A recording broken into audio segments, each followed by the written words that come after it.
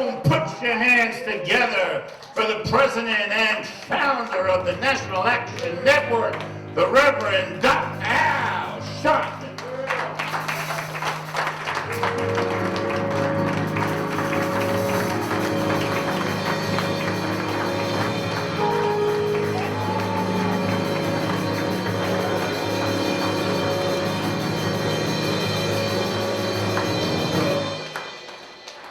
No justice, no peace. No justice, no peace. No justice, no peace. No justice, no peace. What do we want? Justice. What do we want? Justice. What do we want? Justice. When do we want it? Now. When do we want it? Now. When do we want it? Now. When do we want it? Now. Fist bump the person next to you. Tell them you love them.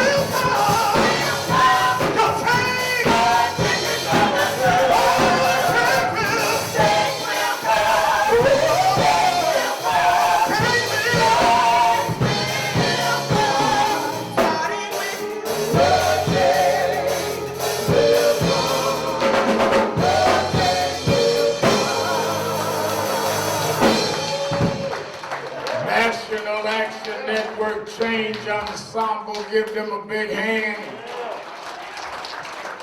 Give them a big hand.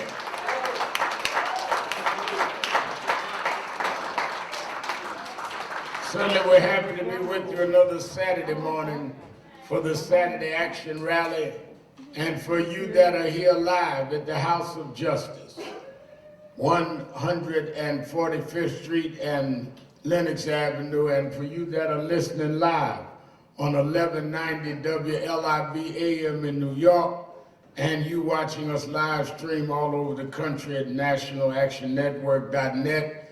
We're happy to be with you another Saturday to give a report on where the action is. Give a hand to our presider, Attorney Michael Hardy.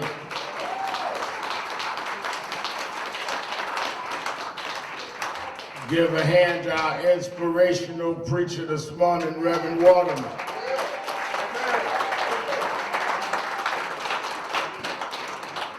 Reverend Waterman got ready to close because we're on a time, but I told Dominic he got to get Daniel out that den. Don't close him too quick now.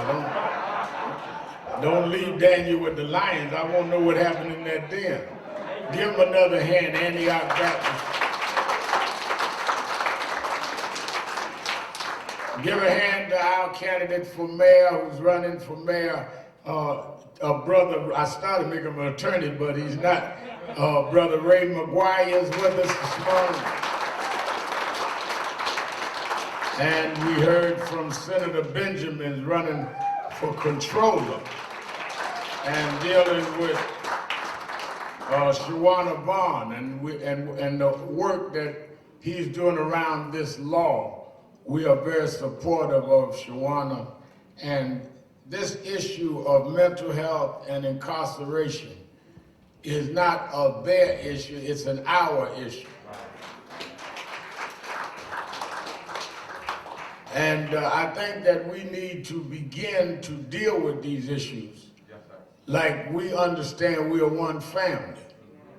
People that are in your family that are incarcerated, it's still your family that's just incarcerated. Don't act like they're not your family. And people that have mental issues or mental health issues are still your family. And if we do not start acting as if we are one family, we will never be able to resolve these problems.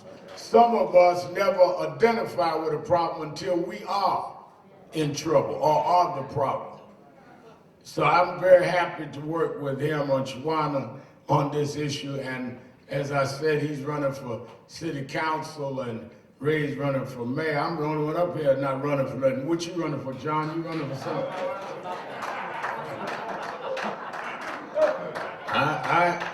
I'm not running for anything, but we have all the candidates come by because we need to be informed on what they're talking about.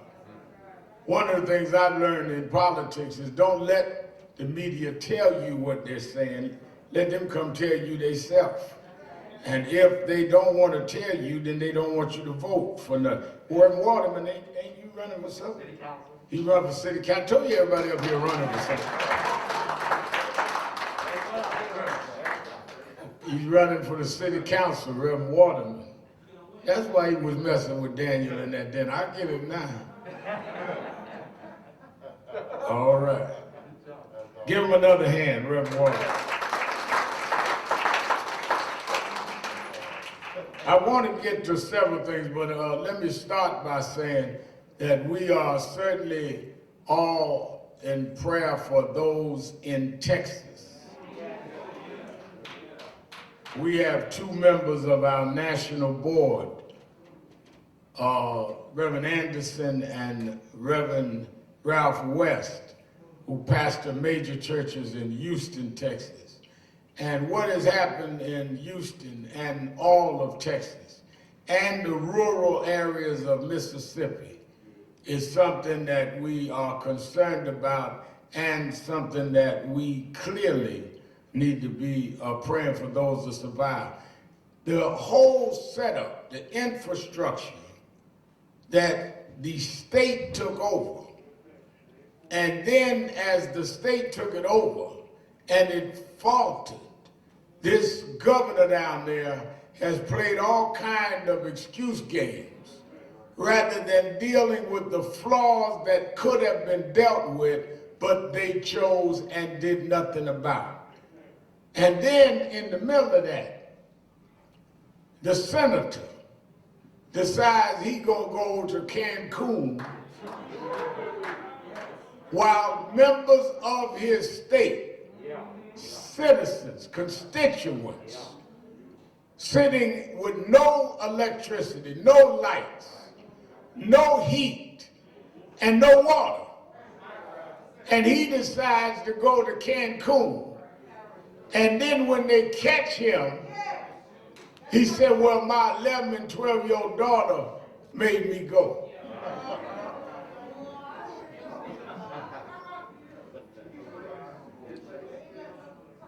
What this man is trying to get away with, I'm talking about Senator Cruz now, is a moral disgrace. You know, it's bad enough to lie. But to throw your children in front of the bus shows no moral character at all. But it shows the insensitivity, which is why we need to put people with compassion and sensitivity in office.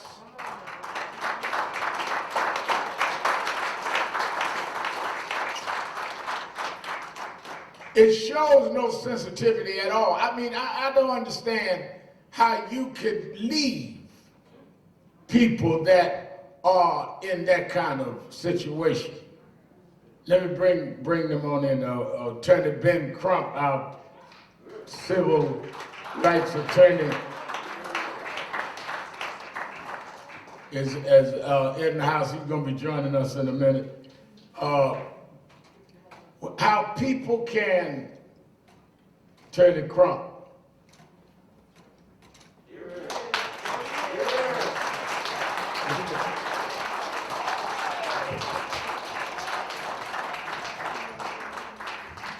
How people can just, in their own way, disrupt and discredit an election. This is what Cruz did. And then turn around when people are in his own state, in the dark, in the cold, can't get food, can't get water, and he goes to Cancun and then lies about it, blaming on his 11 and 10-year-old daughter, while his wife was sending out text messages, telling all their friends that had money, beat us in Cancun. The rates are down.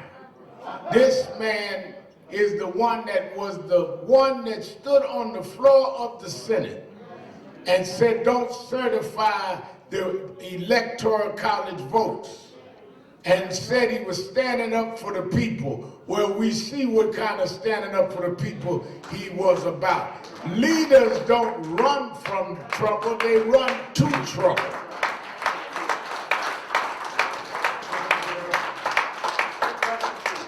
When Katrina happened, I wasn't a senator from Louisiana, but I went to New Orleans, and others went.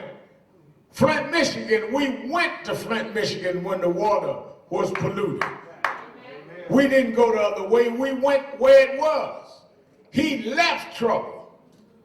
And I think that we need, as I said to Reverend Anderson and West, who are on our national boards, we are with them to do whatever they need to do to get Cruz on a cruise out of Texas permanently.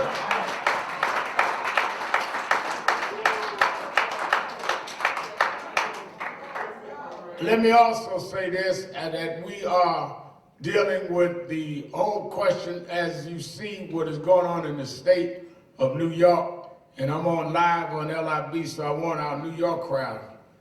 All of this was going on with the nursing homes and Cuomo and all of that. In the middle of all that, don't forget that the underserved communities need their testing and their vaccine. Don't, in the middle of this, miss the point. And you know when they mention underserved, they talking about us. Amen. Some of y'all might think that underserved, they're talking about somebody else. You are underserved. Because some of y'all don't understand when y'all get an alias name, that's you. That means we get tested last, the vaccine last, but get sick and die first. Yeah. We got to turn that around. And that's not going to turn around unless we address it.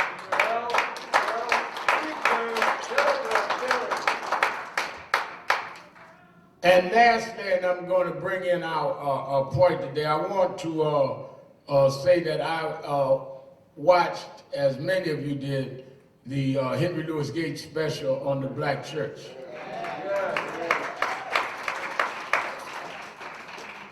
And it cleared a lot of the history up. One of the things, Waterman, that I liked is where they talked about in the beginning of the post-slavery era, that y'all gonna have to quit all this moving around. In the beginning of the slavery, pro-slavery era, that we had shacks that we meet, praise shacks. Yes, and that was the only place we could meet. And we, from there, it developed into churches, but it was not only where they could worship, but it was where they could gather, because slaves were not allowed to congregate.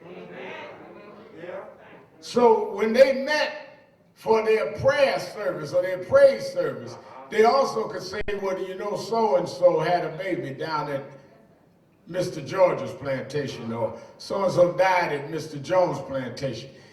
That was where the church started. The church has always been more than what outsiders thought it was. It was our political headquarters, our economic headquarters, it was our education headquarters. And that is why it has to be built that way again.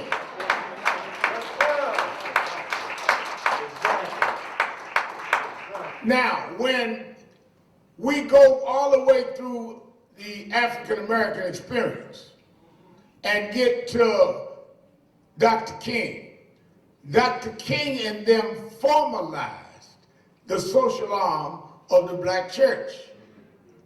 It is no accident that the name of Dr. King's organization was the Southern Christian Leadership Conference. Y'all with me? Which meant he identified that that was a church-based organization. In the ACP, there were legal questions and that kind of mobilization. CORE was dealing with nonviolent protest. Urban League dealt with corporate and interrelating in the private sector. SCLC was church-based nonviolent protest. Out of SCLC came Operation Breadbasket and other things. Breadbasket is where I started as youth director, church-based. Reverend Jackson started saying, well, you know, I'm not pastoring a church. Dr. King, watch this now, because a lot of y'all be talking and don't have no background. Dr. King pastored Dexter Avenue Baptist Church in Montgomery. When the boycott was a success, he left Dexter to co-pastor his father's church. Let's welcome our Impact Television live all over the country coming on live now.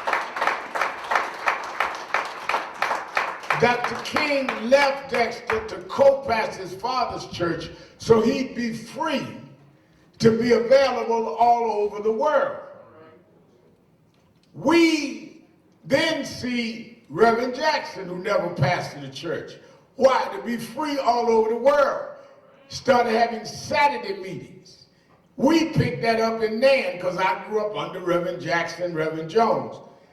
Never pastored, so we would be free to pastor everywhere. I couldn't run with Ben to Minneapolis or wherever else if I had to be there to do Bible study Wednesday night, marry your daughter Thursday morning, bury your uncle Friday, and then break up and testify for your divorce that I married you for on Thursday.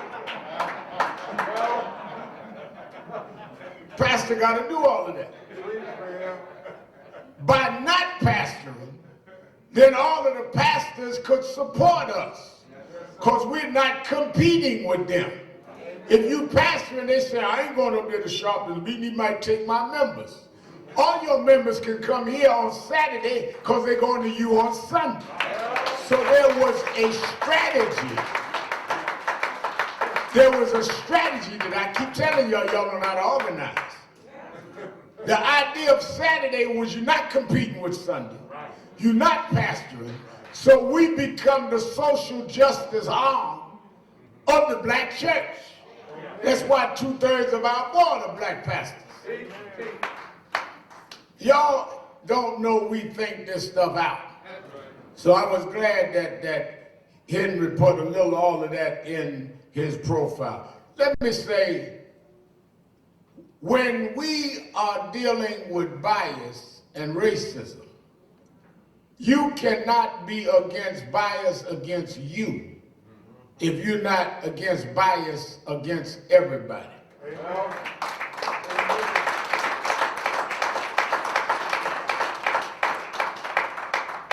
If you think that people ought to care about you and you not care about them, you have a limited strategy and a low level of morality.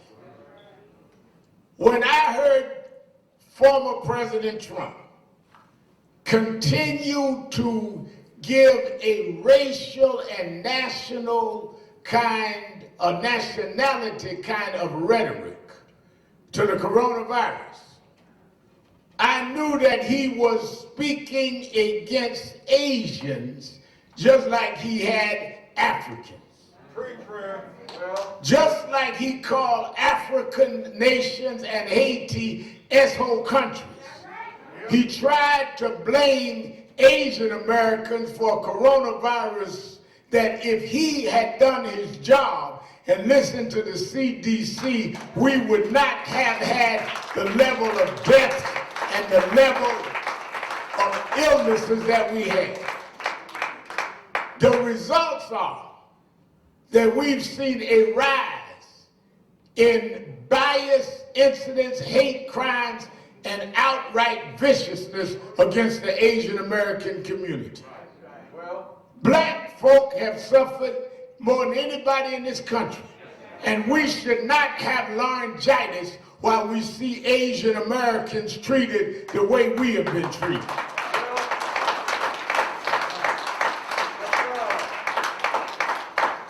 There are issues that we always have in our communities. I'm going to have a task force. I want Joe on that task force. He talked about this morning. We got to deal with our interrelations. But we do not need to be anything but unequivocal in standing against the rising hate against Asian Americans, because we know what hate feels like. And if anybody ought to stand together, it's us.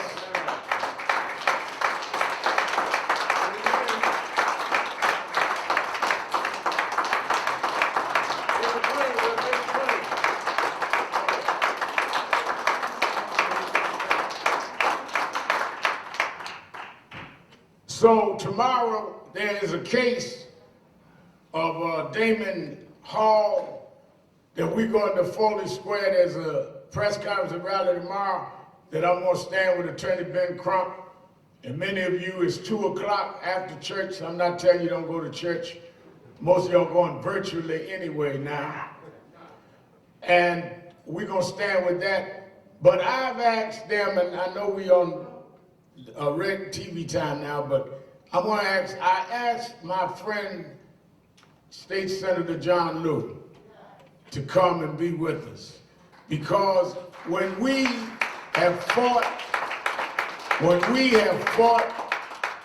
in this country against racism, bias attacks, I don't care what the issue is, from Sean Bell to Eric Garner, Trayvon Martin, John Lew was always here.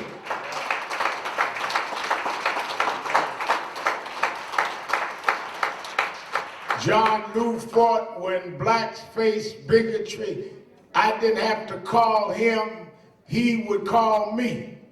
And as I began hearing about the rise in racial attacks against Asian Americans, he didn't have to call me. I called him and said that we want to take a stand with the Asian American community against hate. Let's welcome for a few words State Senator John Lew.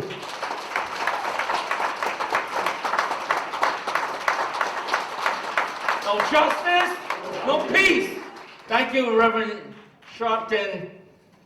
All right, this is the House of Justice. I consider this my own home. I've been here a lot of times, sometimes as a candidate, but more often as not a candidate. I'm not running for anything, not this year. Maybe next year I'll run for re-election. But I'm glad to see that we have many candidates for different offices here. And I'm a little caught up for words because Reverend Sharpton's words they really touch me very deeply. This is a man who is known as a national activist. He speaks so much, so powerfully on issues concerning African Americans. But this is a man that I've known for a long time who speaks on issues affecting everybody. And I was so touched that he reached out to me about the rise in Asian American attacks, anti-Asian attacks here in New York and around the country. And it's been happening for over a year now, for over a year since we were afflicted by this global pandemic. Global pandemic that's been killing millions of people around the world. Thousands of our fellow New Yorkers, hundreds of thousands of our fellow Americans. And as this coronavirus raged through our communities, the Asian American community, which I'm a part of, I'm Asian, I've been Asian my whole life. The Asian American community faced a double virus of hatred and bigotry. Whereas Reverend Al said, we were blamed, scapegoated for this virus that 45 incessantly called the China virus or the Kung flu. And his rhetoric, despite the advice of community leaders, of advocates, of health and public professionals, public policy professionals, to say that it would be inaccurate and downright derogatory to continue to use those terms. 45 didn't care, he kept using it. And that had a direct connection to the rise in anti-Asian hate crimes, outright attacks. And this has unfortunately not subsided. Just this past week, on Tuesday, a woman was shoved to the ground violently by someone who, according to her daughter, was screaming anti-Asian epithets. She wound up in the hospital. This past week alone, we have seen at least 3 incidents around the country, not only here in New York City in Flushing, but in Washington, or the Washington, D.C. area.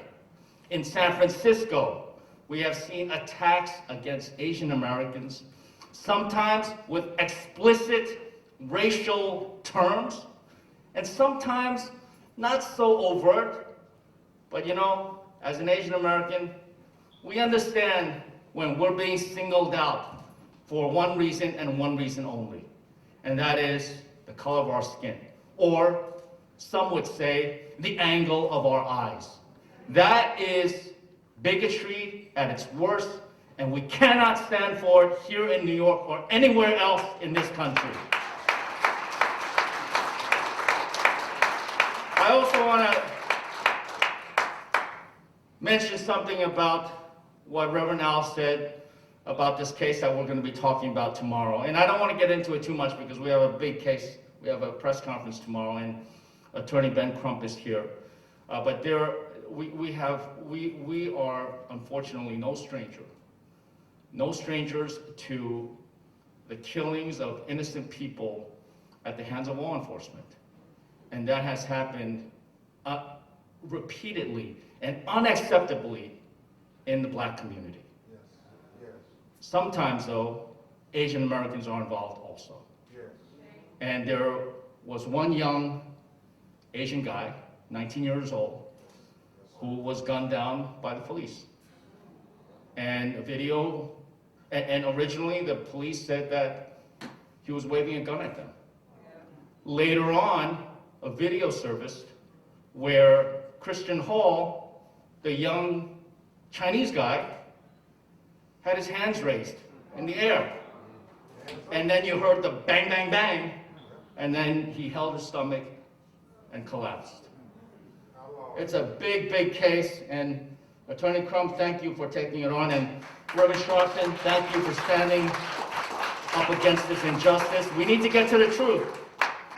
And perhaps the video doesn't show everything, but there's got to be a full investigation at least. And we can't just take one side's word for it. And the devastation that Christian Hall's mom and dad are going through, it's unspeakable. I was talking with them, and they couldn't stop crying. And Christian, a young Chinese person, 19 years old, he was adopted. He was adopted when he was a baby from China. His mom is Asian American, his dad is African American, and they have raised him as a Christian since he was a baby. And they said to me, they could not imagine how he would even get or have any desire to get his hands on a gun. And to me, I find it unfathomable for anybody to say that he was waving a gun at police, no less. But we'll get to the bottom of this, won't we? Get to the bottom of it. Yes. I don't want to overstay my welcome. The last thing I want to say is, Reverend Sharpton is no stranger to the issues and the conflicts and the challenges that Asian Americans have. A long time ago, when I was young and I had hair, I was a new city council member, and one day I woke up and on one of the biggest radio stations here in this city, they had a song, a parody, and it was a parody about the South Asian tsunami that had just killed 250,000 people. This was in 2005. 250,000 people died or drowned in that tsunami. And this radio station sought to make a parody using the tune of We Are the World, no less. With lyrics like, did you find your mother? I just saw her float by. Screaming chinks, little Chinamen being swept away. I mean, these are lyrics that I will never forget. And Reverend Al got in touch with me, and he said this was a big problem. And he ultimately secured a $1 million offer from the owner of that radio station to be contributed to tsunami relief.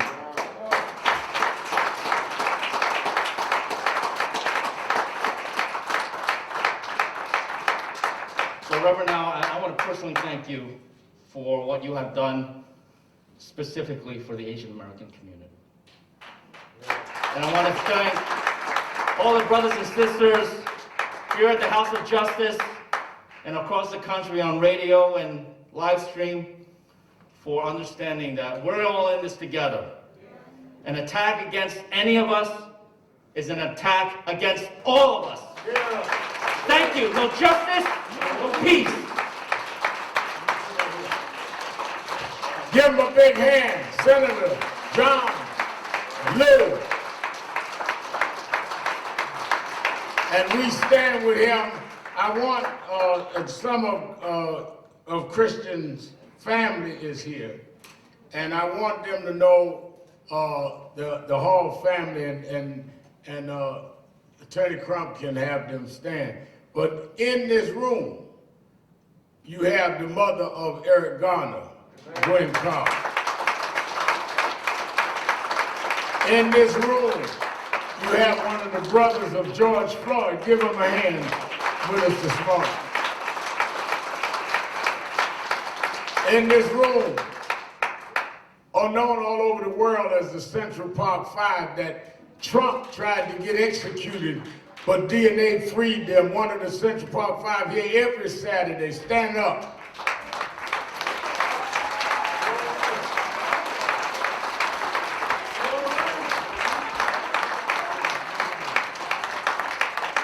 And the reason we all here, because we all fought together. And we all are going to keep fighting together.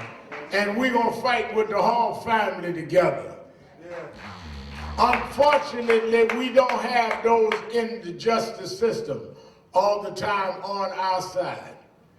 So from time to time, every era, somebody has to take the point in different areas.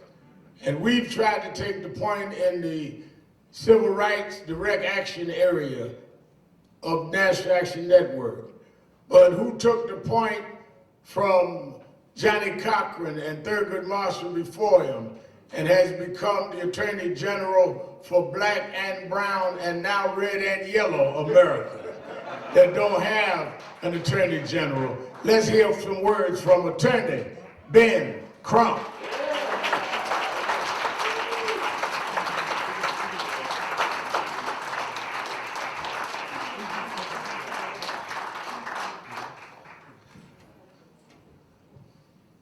We stand against violence.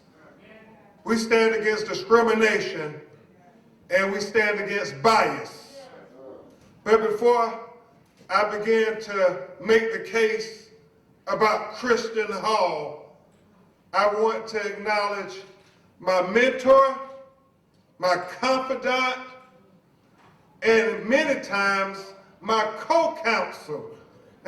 He's not a lawyer, but he plays one on TV better than anybody I know. You know, I always heard my mother and my grandmother quote the scripture, "I was glad when they said, 'Let us go into the house of the Lord.'" As a freedom fighter who was raised up in the church, I say that. But every time I'm in New York, I say in my heart, I am glad when we say, "Let us go into the house of justice," to see my mentor, the civil rights leader of our time, Reverend Al Sharpton. Yeah, I mean,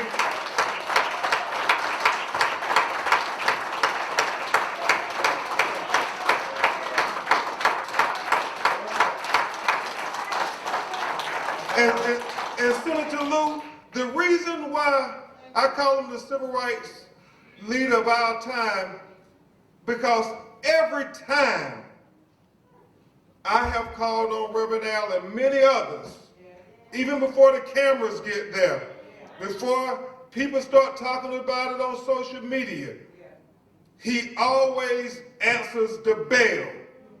He answered the bell back in 2012 when I called on him when Trayvon Martin was walking home with a bag of Skittles and a can of iced tea, and the neighborhood watch volunteer profiled, pursued, and shot him in the heart.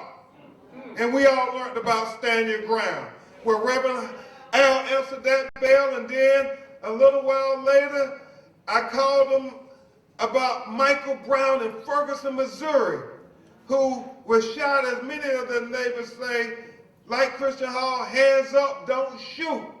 And all the black people out there witnessed it, but the state attorney took the police officer's word as the gospel. Well, Reverend Al answered the bell then. And then when Stephon Clark was running into his grandmama's backyard out in Sacramento, California, I called him then. And Reverend Al answered the bell then. When Terrence Crutcher was in Tulsa, Oklahoma, walking away in broad daylight. This is hands up, don't shoot, in broad daylight on video. The policewoman shot him in the back and killed him. Reverend Al answered the bell then. I mean, Botham Jones in his own apartment eating ice cream. Police come to the wrong apartment allegedly, the woman shoot and kill him. Reverend Al answered the bell then.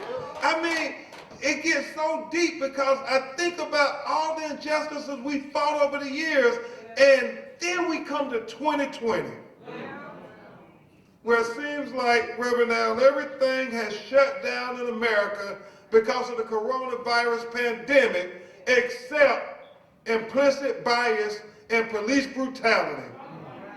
Because Ms. Gwen Carr, on February 23rd, 2020, young man in Brunswick, Georgia, named Ahmaud Arbery, jogging while black, was lynched called Reverend Al Sharpton. He answered the bell then.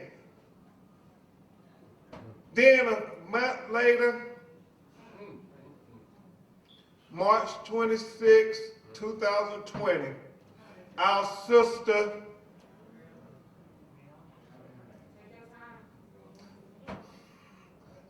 Breonna Taylor, innocent black woman in her own apartment.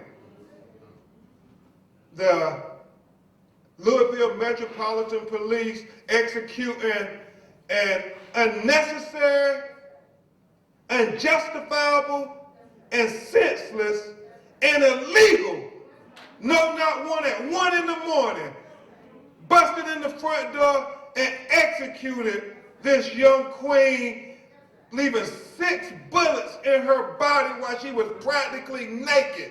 And oftentimes, many sisters, when they're killed by the police, don't get the same attention and recognition that even brothers and others get. As Malcolm X said, black women are the most unprotected, the most disrespected, and the most neglected people in America. But thank God, when I called Reverend Al about Breonna Taylor, he answered the bell then too.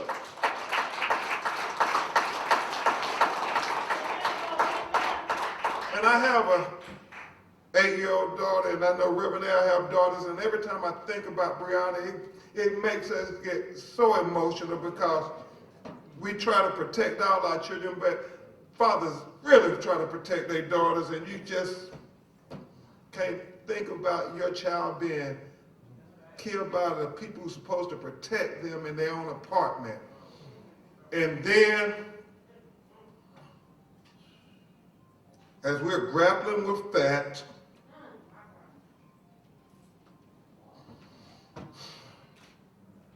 I get a call in the wee hours of the morning.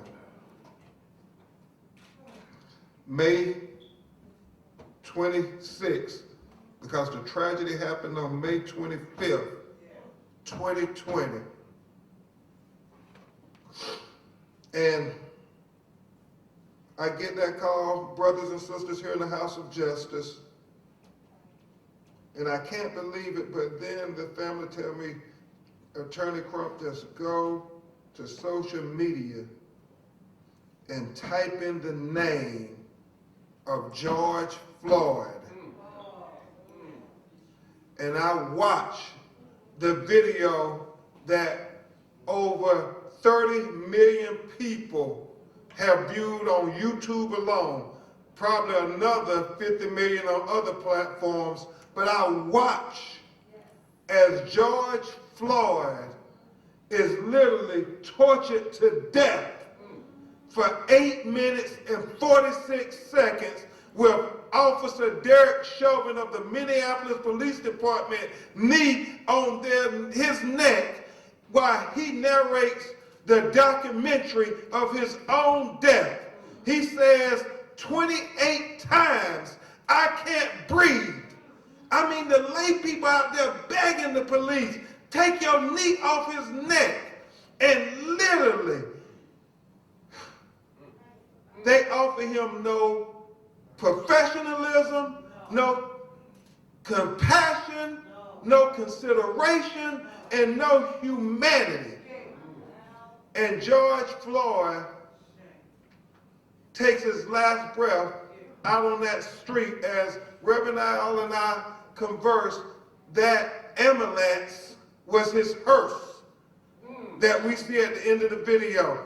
And the first person I called, Terrence, after I got off the phone with his family, before it started hitting the news and galvanizing cities across the country and even across the globe, State Senator Lou, the first person I called early in the morning, you remember, Rev, was Reverend Al Sharpton.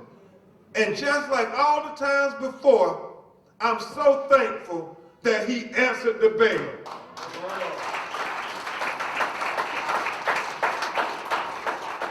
And Terrence, if you'll just stand up for a second. Not only did he answer the bell, I think And I was amazed at the eulogy in Minneapolis, Minnesota, when he said, black people in America is telling America to take your knee off of our neck, all of our neck.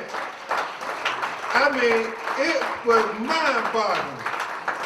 I'm just telling you, as a intelligent person, listening to him deliver that eulogy at the memorial in Minneapolis, and I was challenging him somewhat.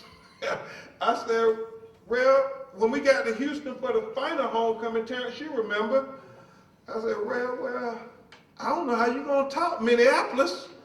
I mean, everybody was talking about, it was on the front page of most newspapers after he did what he did in Minneapolis.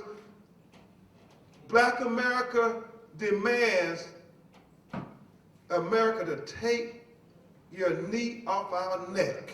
That's what we all been saying. But then he came to Houston, Texas, where George Perry Floyd was born.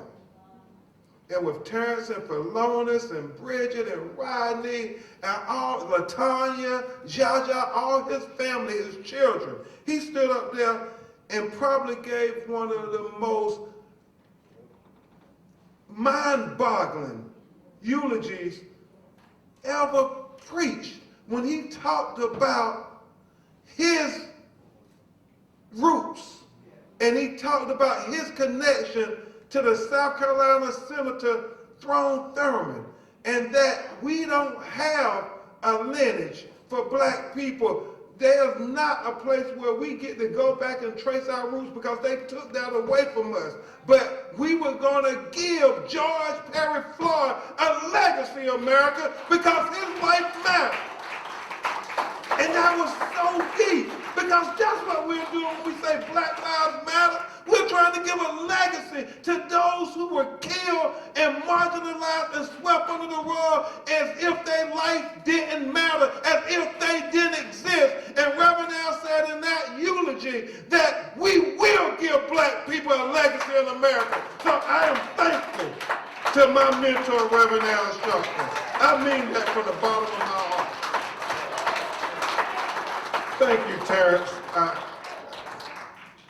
And so I say all that just as a build-up. I'll be brief, Rev. I get emotional sometimes because I think about the battles we fight. You know, many people only see the glamorous part of it, but it is a struggle for the marginalized, the disenfranchised, and victimized amongst us, like State Senator Lou Christian Hall. And we have his family here, and I'll have them come up just for a brief second so you can see who we're talking about. Nicole Enriquez, and you want to come on up? I want them to see a picture of this young man, if I could, Rev. And I apologize. We're in the House of Justice. May it please the court, Reverend Adams. I want to get permission from the court. Yeah, this is Nicole Enriquez, the cousin of Christian Paul. This 19-year-old Chinese teenager who was having a mental health crisis in Pennsylvania. He was contemplating suicide on a bridge because he had broken up with his girlfriend. And you all remember when you were teenagers, you loved hard. I mean, it's an age-old story. Think about Romeo and Juliet. I mean, you loved hard at that age. And Christian was on the bridge. And what I don't understand, Reverend Al and Senator Lou, you look at the video. I mean, they had cleared the bridge completely. There were no cars, no people, no nothing on the bridge. I mean, they had cleared the bridge. You had people on the underpass down below. But literally, he was on that bridge by himself. And the police were called, Reverend Al, while this young Chinese teenager was having a mental health crisis to help him. They were supposed to help the situation. He needed a helping hand. But what they gave him was bullets when he had his hands up. I mean, and you don't have to take Ben Crump's word for it or Reverend Al's word for it, State Senator Lou's word for it. Go look at the video for yourself and see that young man with his hands up and the State Highway Patrol in Pennsylvania shoot multiple times. And it's just asinine because he's on the bridge by himself and you're supposed to be trying to save his life, but you come and kill him? I mean, all you had to do was just keep your perimeter and keep trying to talk them, because they say when people are contemplating suicide, what they're really doing is making a cry for help. That's what Christian was doing. He was making a cry for help. And you came and gave him bullets. And the fact that after you shoot him, it is so heartbreaking. After you shoot him, unjustifiably, you see an armored police car roll up. And so you have to ask yourself, Dominique, was there a less intrusive way they could have handled the matter instead of using excessive force of putting bullets in this young man's body to handle the situation? Who was in harm's way besides Christian? I mean, I'm not being Juris Doctorate, intellect, anything. I'm just making a common sense argument. I'm asking a layman's question, like they asked with George Floyd. Take your knee off his neck. Why are you doing that to him? So I'm asking the same for Christian Hall. Why? Why did you feel you had to shoot him? If you're in an armored truck, nobody's in harm's way, nobody on that bridge. Can you imagine how lonely Christian felt on that bridge? And so I think about when we stood up for George Floyd, we stood up for Jacob Blake, we stood up for Breonna Taylor, we stood up for Trayvon Martin, we stood up for Michael Brown, we stood up for 12-year-old Tamir Rice, we stood up for so many who were killed unjustifiably. And the only difference between them and Christian Hall is his skin color. And if we're gonna be people who stand against bias of any kind, just like we stood up for George, just like we stood up for Breonna, just like we stood up for Ahmaud, just like we stood up for Jacob Blake Jr., we gotta stand up for Christian Hall, because he's our brother too. He is our brother too. Christian Hall deserves justice. Christian Hall matters.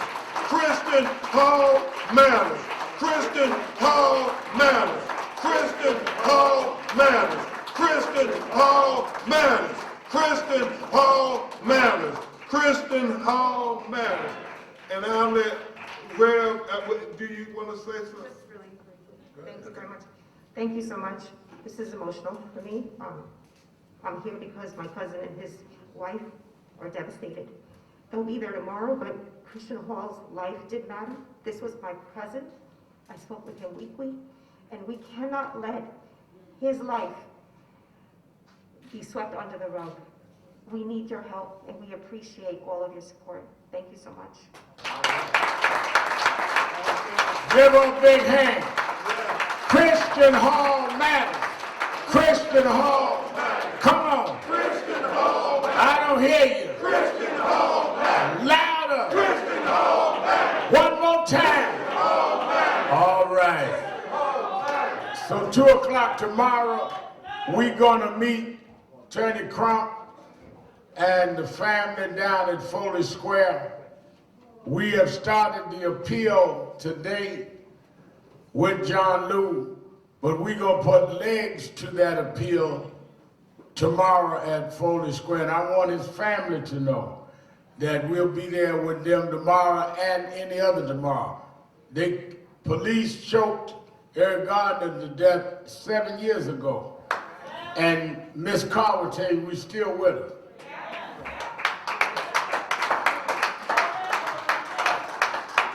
We don't, once we get in a case, we there for the long run. It doesn't matter how long it takes. This young man, stand up again.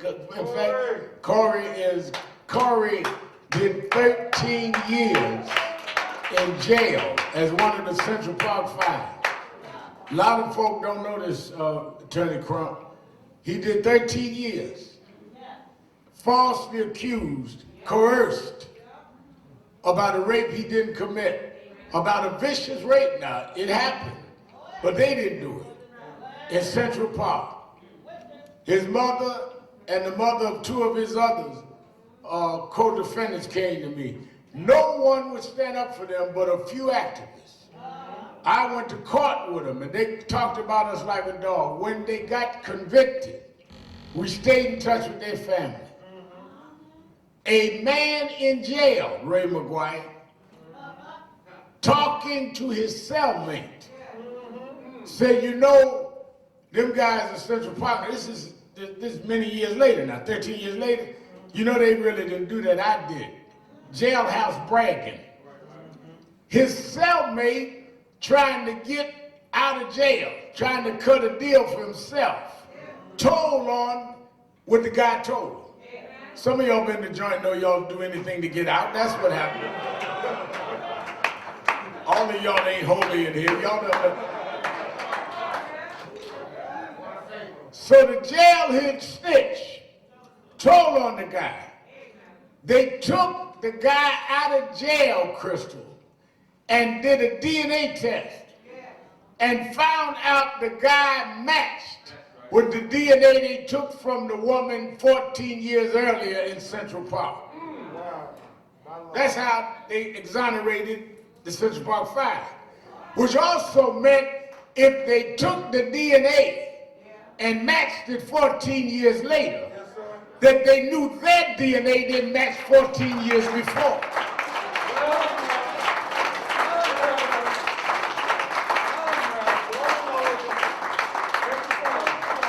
Even though they may not have known who it matched, they knew who it did not match. And they locked them 5 black young men, black and brown young men up, knowing the evidence didn't connect them. That's why I answer the call. Sometimes you got to stand up, even if you got to stand up by yourself.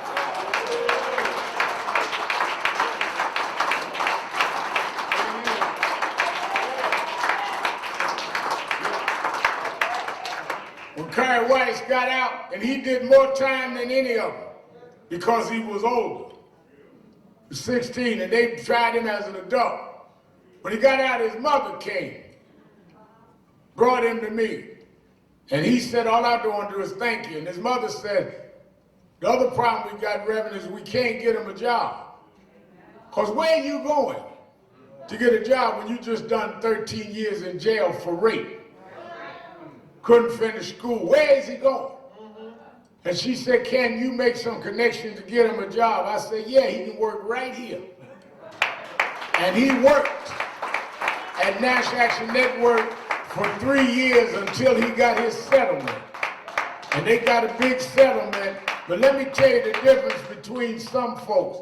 Kerry Weiss got a big settlement and has been here every Saturday since he got his settlement. Never left the movement.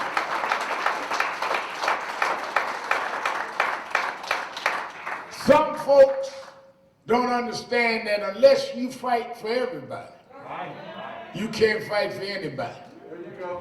I see what Attorney Hardy has done with Legal Night, where 106,000 people watched last month, where people are in need. And I don't care what you call yourself, Cardinal, Archbishop, Super Bishop, Double Elder, whatever you call yourself. It don't matter if you're not serving the people. God didn't call you to get a big title. God called you to serve the people. The Bible said, if you love me, feed my sheep. And that's what we're supposed to do. Well, Red Mal, like, hard to feed the sheep. It ain't hard if you got faith. And only the fact of the matter is that the only way you're going to do this work is if you got faith. And faith is not what you can figure out. Faith is not the end of a calculated plan. Faith is not when you know what this is going to all amount to. Faith is when it don't make sense. Faith is when you can't figure it out. Faith is when the strategy ain't working. But you know he wouldn't have brought me this far to lead me now. That's why I like that special on the black church. We did not come with education. It used to be against the law for us to read and write. Education didn't make us. We didn't come this way with money. We worked for 300 years and never got paid. We didn't have any money. We come this far by faith, leaning on the Lord, trusting in his holy word. He never, from the outhouse to the White House, he never failed me yet.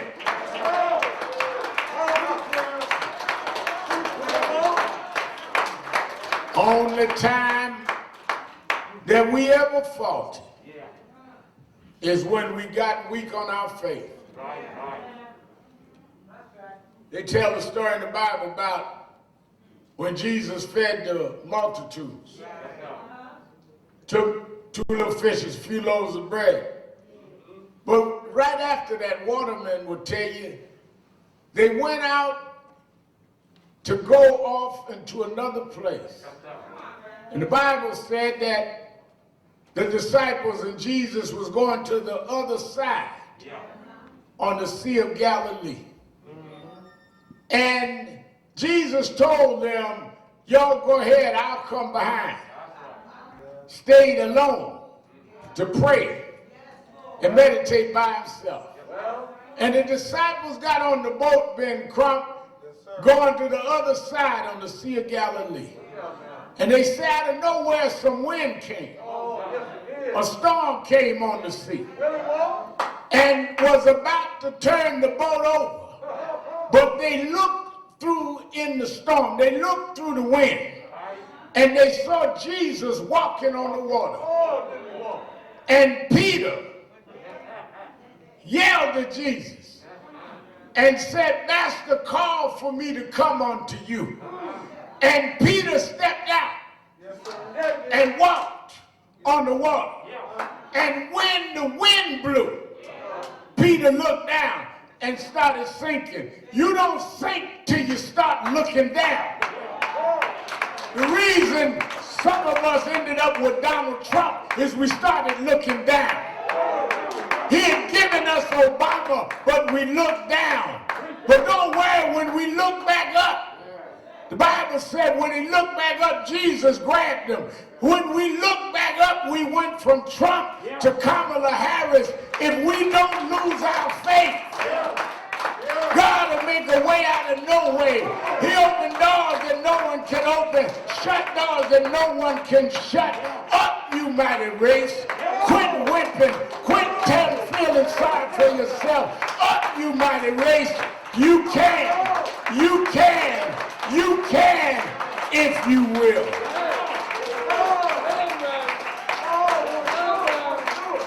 Never would have made it.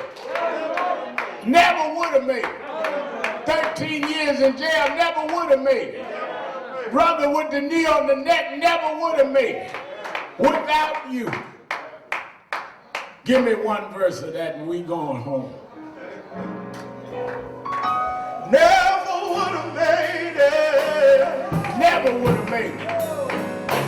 Never would have made it without you. I would have lost it all.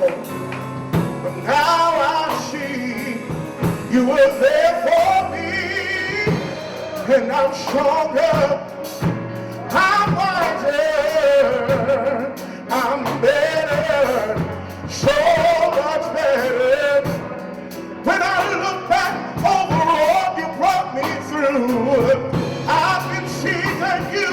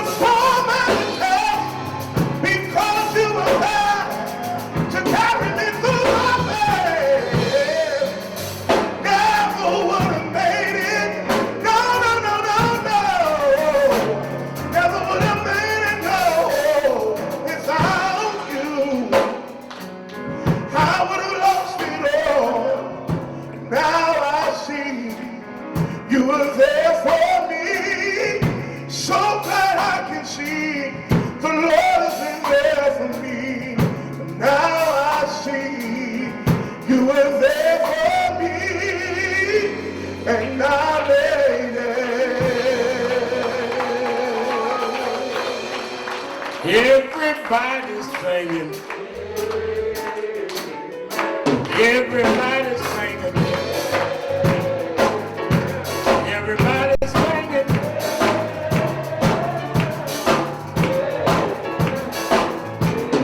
Singing like you mean it.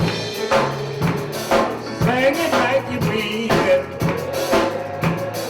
Singing like you mean it.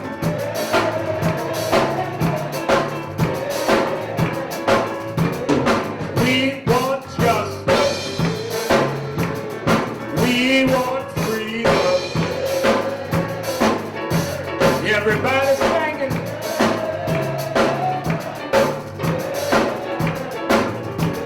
Sing for Eric Gardner. Sing for Trayvon. Sing it for George Floyd.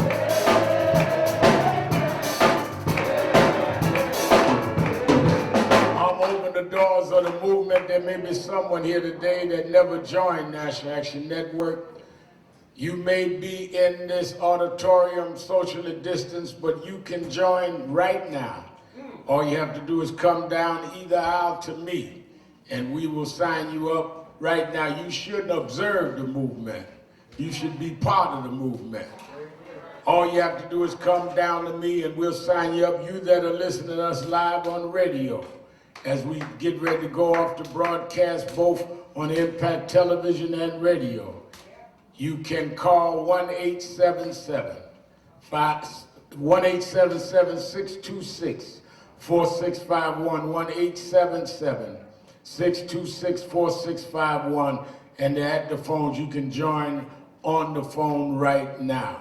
If you're here, won't you come to me? If you're on the air, call in at 1-877-626-4651. Come on, everybody's singing. Come on, everybody's singing. Everybody's singing.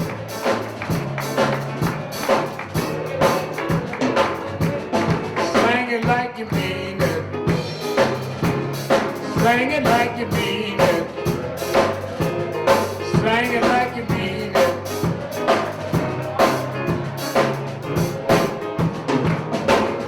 Sing Christian Hall, y'all. Brother Christian Hall.